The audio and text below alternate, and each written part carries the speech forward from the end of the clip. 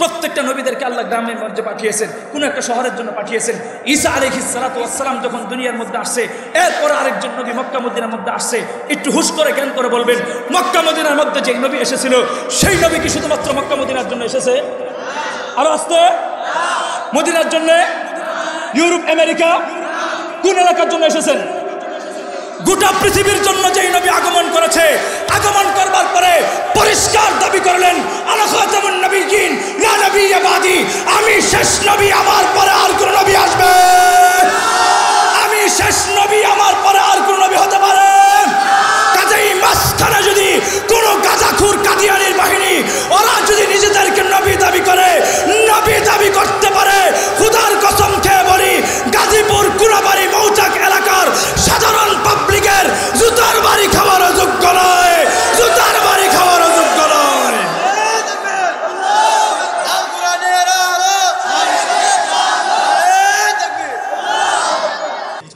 তো এই মানুষগুলো যেন আল্লাহর কিতাব থেকে, এই মানুষগুলো যেন আল্লাহ তাআলার রাসূলদের থেকে মানুষ বঞ্চিত হয়ে যায়, মানুষ যেন ইসলাম থেকে দূরে সরে যায়, সেজন্য আজকের এই পৃথিবী নয়, আগের পৃথিবী থেকে, শুরু লগ্ন থেকে মানুষ ষড়যন্ত্র করতেছে পৃথিবীতে যেন ইসলাম এবং মুসলমানদের চূড়ান্ত পর্যায়ে বিধ্বস্ত করে দেওয়া যায়। এটার জন্য ইহুদি খ্রিস্টানরা 24 ঘন্টা ষড়যন্ত্র করে। কথা ঠিক না বেঠিক? তো বুঝেন, তো আল্লাহ তাআলা আমাদেরকে মজবুতিভাবে ঈমান দান করেছেন, আল্লাহর কাছে লাখো শুকরিয়া। কিন্তু এই ঈমান দান করার পরে আমাদের মূল শক্তি হয়েছে দুইটা। বলেন কয়টা? কয়টা? একটা শক্তির নাম হচ্ছে কিতাবুল্লাহ। কি নাম? কিতাবুল্লাহ, আসমানি কিতাব। সেটা তাওরাত হতে পারে, জাবুর হতে পারে, ইনজিল হতে পারে, আল কোরআন হতে পারে। অর্থাৎ যেই যুগে যেই নবী এসেছেন সেই কিতাবটা হচ্ছে কিতাবুল্লাহ, যেই কিতাব নিয়ে এসেছেন। আরেকটা হচ্ছে রিজালুল্লাহ। রিজালুল্লাহ মানে বুঝেন, পয়গম্বর যিনি এই কিতাবটা বহন করেছেন, জাতির সামনে দাওয়াতের মেসেজ দিয়েছেন। দুইটা জিনিস হচ্ছে আমাদের কাছে মৌলিক বিষয়। এই দুইটা বিষয়ের উপর ভিত্তি করে আমরা আমাদের জিন্দেগি পরিচালনা করি। কথা ঠিক না বেঠিক? এখন ইহুদি খ্রিস্টানরা যুগে যুগে ষড়যন্ত্র করেছে, ষড়যন্ত্র করেই শেষ হয় নাই। সর্বশেষ জামানায় আমাদের কিতাবুল্লাহর নাম হচ্ছে আল কোরআন, আর রিজালুল্লাহর নাম হচ্ছে নবী মুহাম্মদ রাসূলুল্লাহ। এই দুইটা জিনিসের বিরুদ্ধে ষড়যন্ত্র ইহুদি খ্রিস্টানরা কিভাবে করতেছে? ইসলামটাকে আমাদেরকে ধ্বংস করার জন্য মাধ্যম হয় দুইটা। কয়টা?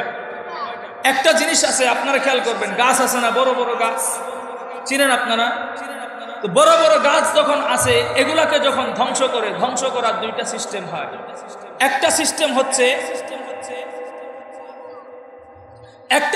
হচ্ছে গাছের মধ্যে মাঝে মধ্যে ঢিল মারে, ডাল ভেঙ্গে ফেলে, আছে না নাই?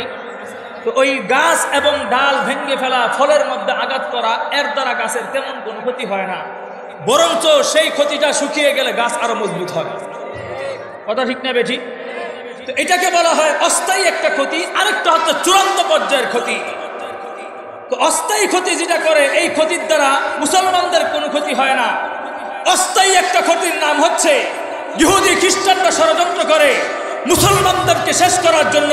ওরা মাঝে মধ্যে আফগানিস্তানে বোমা মারে, আর আসতে বলে ফিলিস্তিনকে ধ্বংস করার জন্য ওরা উপর দিয়ে বোমা ছাড়ে। কিন্তু দিন শেষে কি হয় জানেন? এই বোমার আঘাতগুলো মুসলমান বুক পেতে মেনে নিয়ে হঠাৎ করে এমন একদিন ঘুরে দাঁড়ায়, এই আফগানিস্তান 20 বছর পর্যন্ত ইহুদি খ্রিস্টানদের দাপরানি খেয়ে এখন এমন ভাবে দাঁড়িয়েছে, এই আফগানিস্তানের মোল্লাদের কালো পাগড়ি দেখলে মোদি পর্যন্ত তার সংবাদ সম্মেলনে মহিলা ঢুকতে দেয় না। কথা ঠিক না বেঠিক? আর আমাদের ইমানের পাওয়ারটা এমন হয়েছে, এখন আমরা ধর্মের দোহাই দিয়া বিভিন্ন ধর্ম অনুসারীদেরকে মাজারে ওই পূজার মধ্যে গিয়ে আমরা নিজেরা মন্ড খাই এবং অন্যদেরকে মন্ড হাতিয়া দিই। কথা ঠিক না বেঠিক? আফগানের মোল্লারাও মোল্লা, আমরাও মোল্লা। এতদিন পর্যন্ত গোটা বাংলাদেশের মানুষদেরকে বোঝানো হয়েছে আফগানের মোল্লারা নাকি জঙ্গি। কি বোঝানো হয়েছে? এই গাঁজাখুর মাতালের দল, আফগান যদি জঙ্গি হয়ে থাকে, বাংলাদেশের মানুষদেরকে তারা বিব্রত করলি, কওমি উলামায়ে কেরামদের হাতের মধ্যে বিভিন্ন বই ধরিয়ে দিয়ে তারা জঙ্গিবাদ অপবাদ দিয়ে জেলে ঢুকাইলি, এই জঙ্গিদের সাথে তোরা এখন পিরিত মারাস কেন? কথা বলেন। এতদিন পর্যন্ত তোমরা সবাইকে জঙ্গি বলে, উগ্রবাদী বলে গালি দিয়ে তোমরা এখন তাদের সাথে পিরিত মারাও, এটা তো খুবই লজ্জাজনক। এটা মূল কথা কি জানেন? মূল কথা হচ্ছে মায়ের উপর ওষুধ নাই। মায়ের উপর যতদিন পিটাইতে পারবেন ততদিন আপনি ভালো। কথা ঠিক নেবে ঠিক। যেই কথাটা বলতেছিলাম যে আফগান মোল্লারা এখন ইন্ডিয়াতে আইসা বাবুগিরি করে, ওদের সংবাদ সম্মেলনের পর্যন্ত মহিলারা যাইতে পারে না। আসলে মহিলাদেরকে ছোট করা হয় নাই। ইসলামের একটা চূড়ান্ত পর্যায়ের একটা বিধান হচ্ছে মহিলাদেরকে দেখে পর্দা করতে হবে। সেই পর্দার বিধান যে হিন্দুস্থানেও করা যায়, সেটা আফগান মোল্লারা বিদ্যাঙ্গুল দিয়ে দেখিয়ে দিয়েছে। কথা ঠিক না বেঠিক? আমাদের দেশের হুজুররা হইলে ব্যাখ্যা করতো, বিভিন্ন বিশ্লেষণ করতো, কিন্তু তাদের ব্যাখ্যার বিশ্লেষণের প্রয়োজন হয় না। তাদের বুকের মধ্যে ঈমান আছে, পাওয়ার আছে। কথা ঠিক না বেঠিক? তো এটাকে বলা হয় আস্তে আস্তে ধ্বংস করা, মাঝে মধ্যে বোমা মারা। কিন্তু খুদার কসম খেয়ে বলি, মোল্লা আমির খান মুত্তাকি নাম শুনেছেন তো? এই আমির খান মুত্তাকির মতো একজন ব্যক্তি গোটা বিশ্বকে লাড়িয়ে দিচ্ছে। এই মুসলমানদেরকে যারা আঘাত করতে চায়, মাঝে মধ্যে মুসলমানদেরকে অ্যাটাক করে, মুসলমানদেরকে আঘাত করে। 2013 সালে যারা মুসলমানদেরকে শেষ করতে চেয়েছিল, কওমি মাদ্রাসা ধ্বংস করতে চেয়েছিল, আল্লাহর কি খেলা! ওয়া মাকারু ওয়া মাকারাল্লাহ ওয়াল্লাহু খায়রুল মাকিরিন। যারা কওমি মাদ্রাসা ধ্বংস করতে চেয়েছে, ইসলামকে শেষ করতে দিয়েছে, আল্লাহ সর্বশেষ 5 আগস্ট তাদেরকে বাংলাদেশ থেকে ইন্ডিয়া পর্যন্ত পাঠিয়ে দিয়েছে।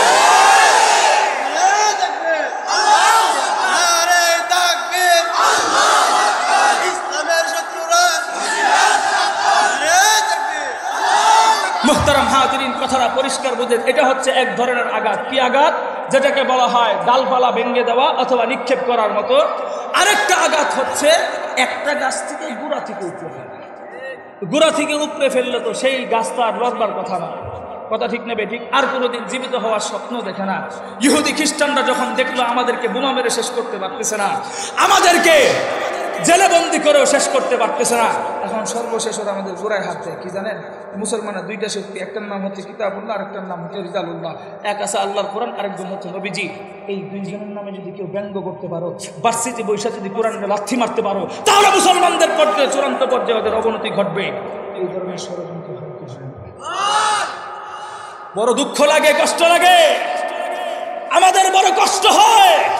বাংলাদেশে হিন্দু ভাইয়েরা নিজেরা নিজেরা মূর্তি ভেঙ্গে তারা মিডিয়ার মাধ্যমে প্রচার করে, আর গোটা বাংলাদেশের জাতি সমস্ত ঘরানার মানুষগুলো প্রতিবাদ করে হিন্দুদের মূর্তি কেন ভাঙলো। এটা খারাপ জিনিস না, প্রতিবাদ করাটা ভালো।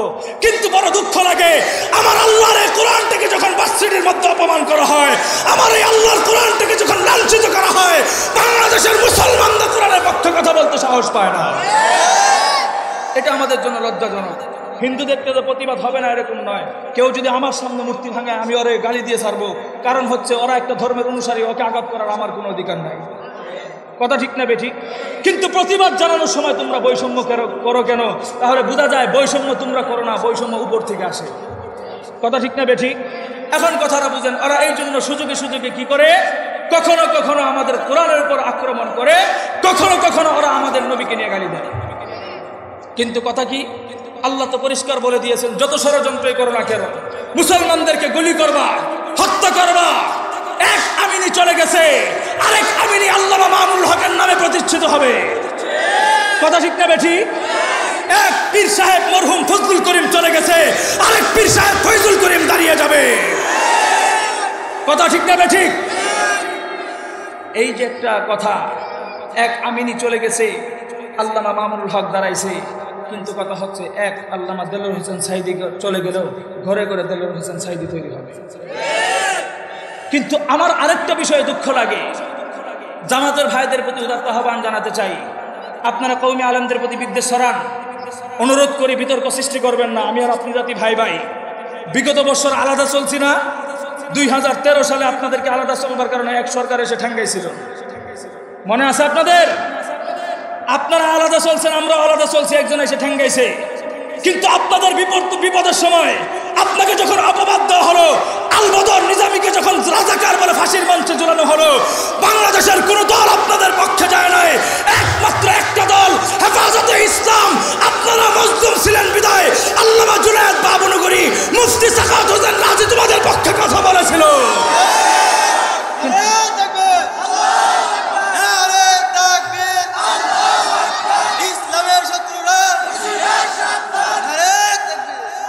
মুহতারাম হাজিরিন, আপনাদের পক্ষে আমরা কথা বলেছিলাম, কিন্তু মাঝে মধ্যে যে আপনারা আমাদেরকে ক্রিটিসাইড করে কথা বলেন না, খুব লজ্জা লাগে। একটু হিসাব করে বলবেন। আপনাদের বিপদের সময় আমরা কথা বলছি, কাজেই কাউকে একটু ক্রিটিসাইড করবার সময় আমি আপনাদের সমালোচনা করবো না, এটা আমার দায়িত্ব না। তবে আপনারা একটা কওম এবং জাতিকে কথা বলবার সময় একটু চিন্তা ভাবনা করে বলবেন যে আমি এটা যে তাকে বলছি আমার উচিত হচ্ছে কিনা। কথা ঠিক না বেঠিক? কারণ কি, আলাদা আলাদা চলবার চেষ্টা করবেন। আমি একটা কথা সবসময় বলি, ওই যে পুরুষ স্বামী স্ত্রীর ডিভোর্স হয় না, হয় কি হয় না? এলাকার মুরব্বী কাজী সাহেবরা মাঝে মাঝে দেখবেন ওনাদেরকে সময় দেয়, তো একটা সংসার তো বুঝাইতে অনেক দিন সময় লাগে। তোমরা যদি আর একটা সময়, আর একটা সপ্তাহ, আর একটা মাস যদি একটু বুঝতে, দুইজন দুই জায়গায় থাকো, কিন্তু একটু বুঝো, দেখো সংসারটা টিকানো যায় কিনা। তো মানুষ যেমন চেষ্টা করে সংসার টিকানোর জন্য আর দুই এক বছর তোমরা আলাদা থাকো, তা আমিও বলতে চাই হুজুররা যেভাবে বিচ্ছেদ হচ্ছে, দলে দলে বিভক্ত হয়ে যাইতেছে, অন্তত পক্ষে ডক্টর ইউনিভার্সিটির কাছে অনুরোধ করতে মনে হচ্ছে 3টা দিনের জন্য হলো আপার একটু দেশে পাঠান, আপার একটু দেশে পাঠান, কয়দিনের জন্য সব ঠিক হয়ে যাবে। কথা ঠিক নেবে? ঠিক, সব ঠিক হয়ে যাবে। এই যে দলাদলি করতেছি না, এগুলো করে লাভটা কি ভাই? আমরা পরিষ্কার একটা কথা বলতে চাই, আমরা তো এই সোনার বাংলাকে এভাবে দেখতে চাই নাই। শহীদ আবু সাইদ আর মুগ্ধের রক্তের বিনিময়ে গোটা বাংলাদেশটাকে স্বাধীন হয়েছিল। ভার্সিটির মধ্যে আল্লাহর কোরআন অপমান হবে, আর তোমরা তাকে পাগলের প্রবণ দেখিয়ে মানুষের কাছে উদ্ধার করে দিবে, এই দেশ দেখার জন্য আমরা তৈরি হই না। কথা ঠিক না বেঠিক? ওরা ষড়যন্ত্র করে আল্লাহর কোরআনকে তারা নিচে নামাইতে চায়, কিন্তু আল্লাহর কথা তো একটাই, আল-ইয়াওমা আকমালতু লাকুম দীনাকুম ওয়া আতমামতু আলাইকুম নি'মাতি ওয়া রাদিতু লাকুমুল ইসলাম দীনা। আমার আল্লাহ পাক রব্বুল আলামিন এই ধর্মটাকে সম্পূর্ণ চূড়ান্ত পর্যায়ে কমপ্লিট করে দুনিয়ার মধ্যে পাঠিয়েছেন। এই ধর্মটা কারো ব্যক্তিগত নয়। কেউ দল থেকে বলবে আমরা ধর্মের সাথে রাজনীতি মিলাইতে চাই না, আবার কেউ বলবে রাজনীতির সাথে ধর্ম মিলাইতে চাই না। তোমরা যে যাই বলো না কেন, তোমাদের ওই কটুবাক্যের মাধ্যমে আমার আল্লাহ তোমার ইসলামের চুল পরবের কোনো ক্ষতি হবে না, বরঞ্চ যারা ইসলামকে মাইনাস করে রাজনীতি করবার চেষ্টা করবে, ইসলাম এবং কোরআনের আইনকে বাদ দিয়ে যারা নিজেদের জীবন করার চেষ্টা করবে, হয়তো কেউ হেলিকপ্টার পাইছে, অন্য কেউ হেলিকপ্টার না পাইতে পারে। কথা ঠিক না বেঠিক? আরেকজনে কয় সুবহানাল্লাহ, শুনছেন নি? একজনে কি কয়? দরকার আছে, কারণ সুবহানাল্লাহ তো খারাপ জিনিস না বেটা। এখান থেকে সুবহানাল্লাহ পড়তে দেরি হয়, রহমতের ফেরেশতা তোমার জন্য জান্নাতের ভিতরে গাছ লাগাইতে দেরি হয় না।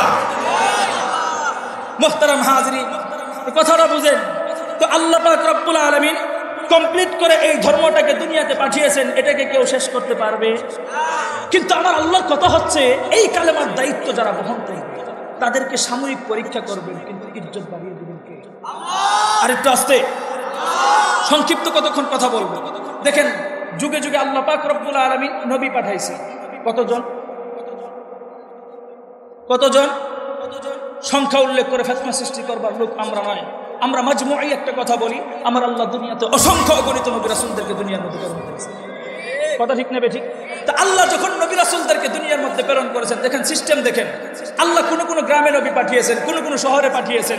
আল্লাহ আবার কোন একটা উপত্যকার জন্য পাঠিয়েছেন। যেখানে নবীর প্রয়োজন হয়েছে আল্লাহ সেখানে নবী পাঠাইছেন। পাঠানোর পরে আল্লাহ কোন কোন নবীকে কিতাবও দান করেছেন। কিন্তু সিস্টেম কি ছিল জানেন? আল্লাহ প্রত্যেকটা নবীদেরকে বলে দিত, ওগো নবী, তোমার দাওয়াতের সীমানা হচ্ছে এ পর্যন্ত, এর মধ্যে তুমি দাওয়াতের কাজ করবে, এর বাইরে দাওয়াতের কাজ করার কোনো প্রয়োজন নাই। নবী চলে যাইতেন, চমৎকার সিস্টেম। একজন নবী চলে যাইতো, আরেকজন নবী আবার আসতেন। আসা মাত্র কি হইতো জানেন? আগের নবীর আসমানি কিতাব নবুয়ত সব বাতিল হয়ে যেত, নতুন নবী আসতো, নতুন নবীর কিতাব অনুযায়ী রাষ্ট্র পরিচালনা হতো। কিন্তু আগের নবীর আসমানি কিতাব সবকিছুই অটোমেটিক বাতিল হয়ে যেত। এভাবেই চলতে চলতে কত দূর পর্যন্ত চলে? ঈসা আলাইহিস সালাতু ওয়াস সালাম পর্যন্ত। এখন আপনাদেরকে একটা কথা বলি, প্রত্যেকটা নবীদেরকে আল্লাহ গ্রামের মধ্যে পাঠিয়েছেন, কোন একটা শহরের জন্য পাঠিয়েছেন। ঈসা আলাইহিস সালাতু ওয়াস সালাম যখন দুনিয়ার মধ্যে আসছে, এরপর আরেকজন নবী মক্কা মদিনার মধ্যে আসছে। একটু হুশ করে জ্ঞান করে বলবেন, মক্কা মদিনার মধ্যে যে নবী এসেছিল সেই নবী কি শুধুমাত্র মক্কা মদিনার জন্য এসেছে? আরো আসতে মদিনার জন্য? ইউরোপ আমেরিকা কোন এলাকার জন্য এসেছেন? গোটা পৃথিবীর জন্য যেই নবী আগমন করেছে, আগমন করবার পরে পরিষ্কার দাবি করলেন, আনা খাতামুন নবিয়্যিন লা নবিয়্যা বাদি, আমি শেষ নবী, আমার পরে আর কোন নবী আসবে? আমি শেষ নবী, আমার পরে আর কোন নবী হতে পারে? কাজেই মাঝখানে যদি কোন গাজাখুর কাদিয়ানির বাহিনী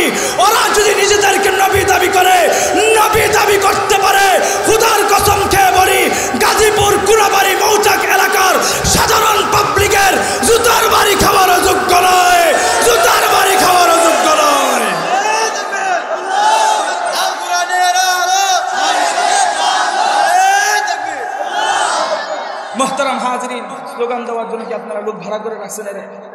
কেন আপনাদের কণ্ঠে কি স্লোগান নাই? দিন শেষে তো রাজনীতি করতে গেলে 500 টাকা দিলে জয় বাংলার জয় দলের স্লোগান তো সুন্দরী উঠে। কথা ঠিক না বেঠিক?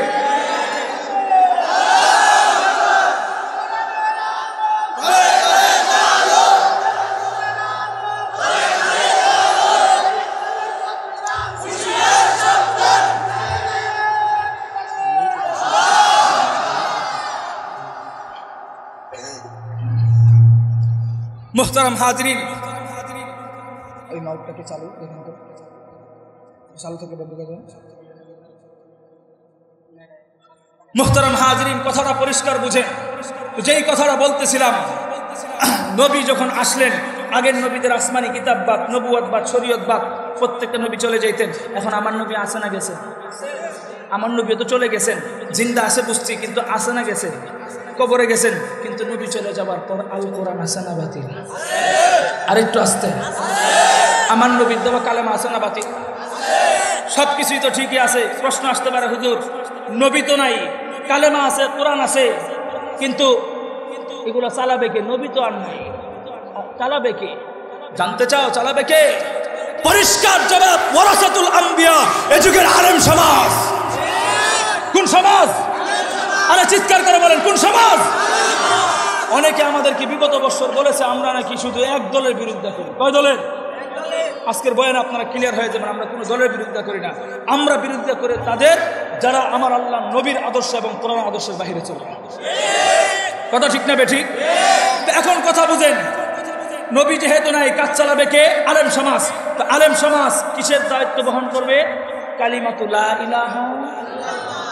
এই মেয়ে কালেমার আওয়াজে তো আসতে হয়। এই মেয়ে আপনাদের এলাকাতে যখন আর্জেন্টিনার ব্রাজিল খেলা হয়, মেন রোডের আশেপাশে বিশাল বড় বড় পর্দা লাগায়, রাত্রে 2টা-3টা বন্ধু খেলা দেখে। আর আসতে খেলা দেখবার সময় যুবক, ইয়াং সোসাইটি পাবলিকদের মুখ থেকে আতশবাজির চাইতে ভয়ঙ্কর কণ্ঠে আওয়াজ হয়, গোলের আওয়াজ। কিন্তু মাহফিলে আইসা কালেমার আওয়াজ হয় না, বোঝা যায় না কিছু দুর্বলতা আছে না? তাহলে এই কালেমার আওয়াজ আসতে বলো। আমার নবী তো পরিষ্কার বলে দিয়েছেন, মান ক্বালা লা ইলাহা ইল্লাল্লাহু ফাদাখালাল জান্নাহ।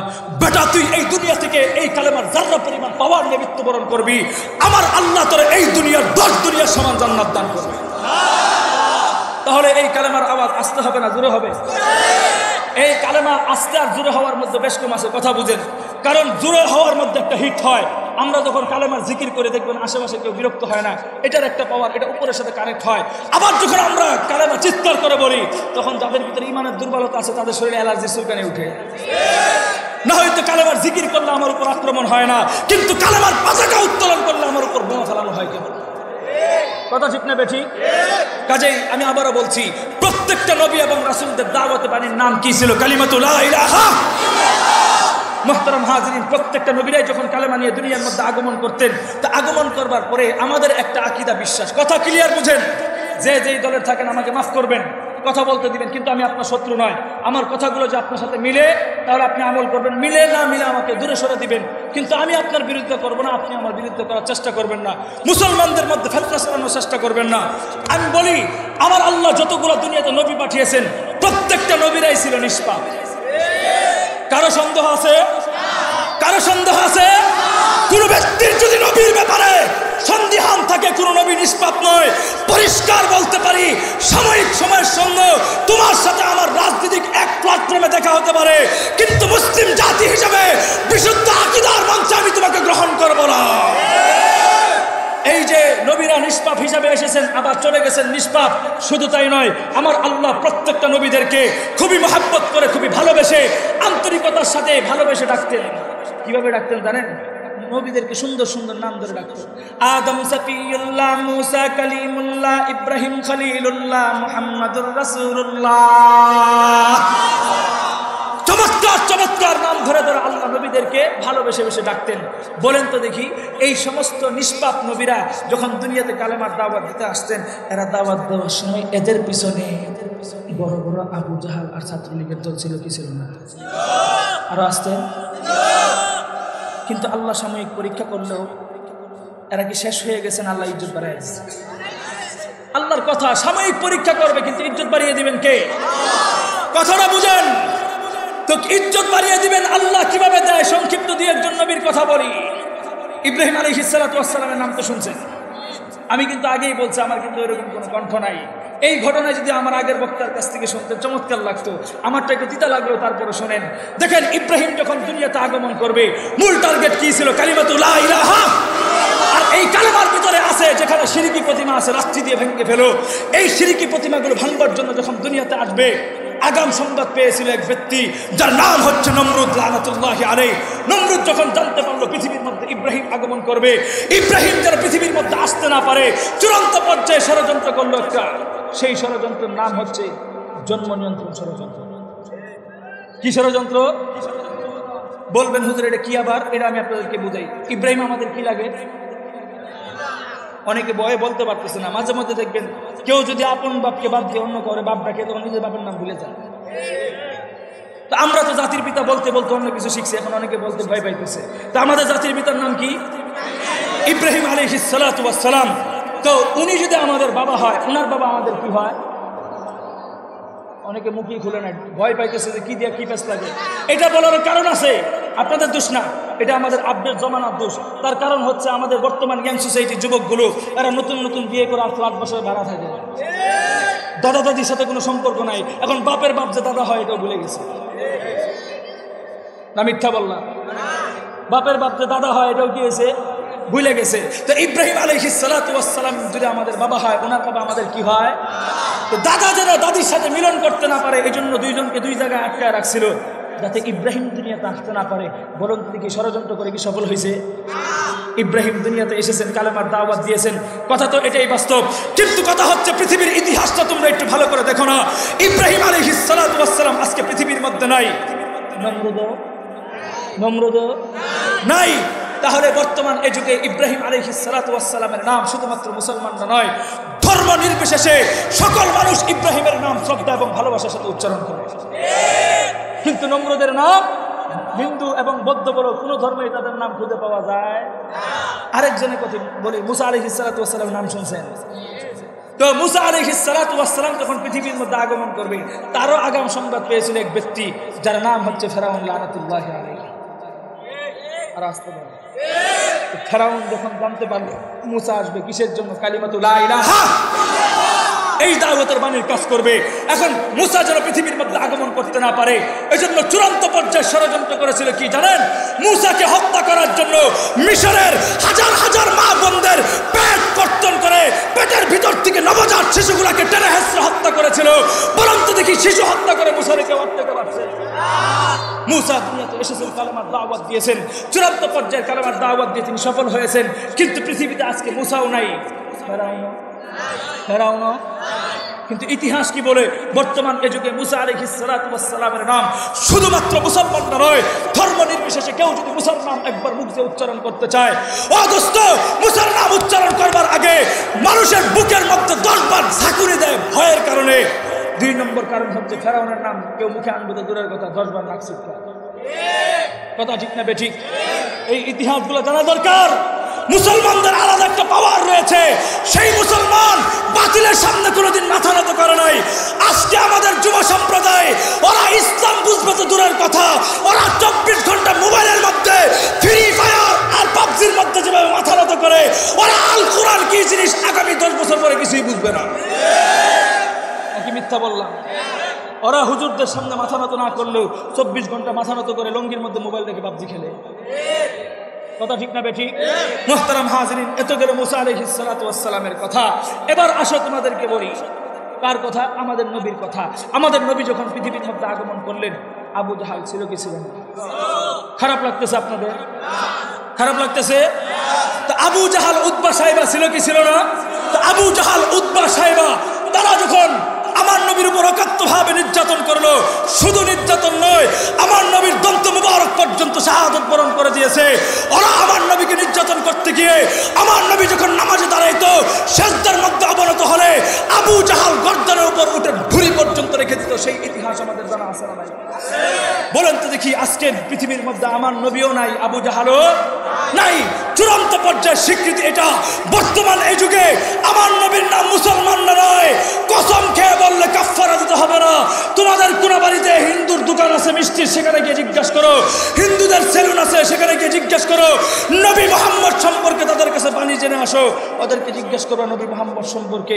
পরিষ্কার ওরা বুক ফুলিয়ে বলবে আমরা নবী মুহাম্মদকে ধর্মগুরু হিসাবেই মানি। কথা ঠিক না বেঠিক? কিন্তু আবু জাহালের নাম নাই, কে বলছে? মক্কায় যান, এখন আছে বিশাল বড় একটা বাথরুম, আছে না নাই? আল্লাহ যার ইজ্জত নিচে ঢুকায় তার তাকে উঠাইতে পারে? কথা ঠিক না বেঠিক? এরপরে আসেন আমি আপনাদেরকে বলি, দিনের এই চূড়ান্ত বিজয়ের জন্য যারা এই কালেমার জন্য কথা বলবে, সেটা যে আল্লামা মামুনুল হক হতে হবে এমন নয়, সেটা তোমাদের এলাকার একজন রিস্কাওয়ালাও হতে পারে। আল্লাহর এই দিন বিজয়ের জন্য তোমাদের এলাকার একজন দোকানদার হতে পারে। কার মাধ্যমে আল্লাহ ইসলামের খেদমত নিবে বলা যায় না।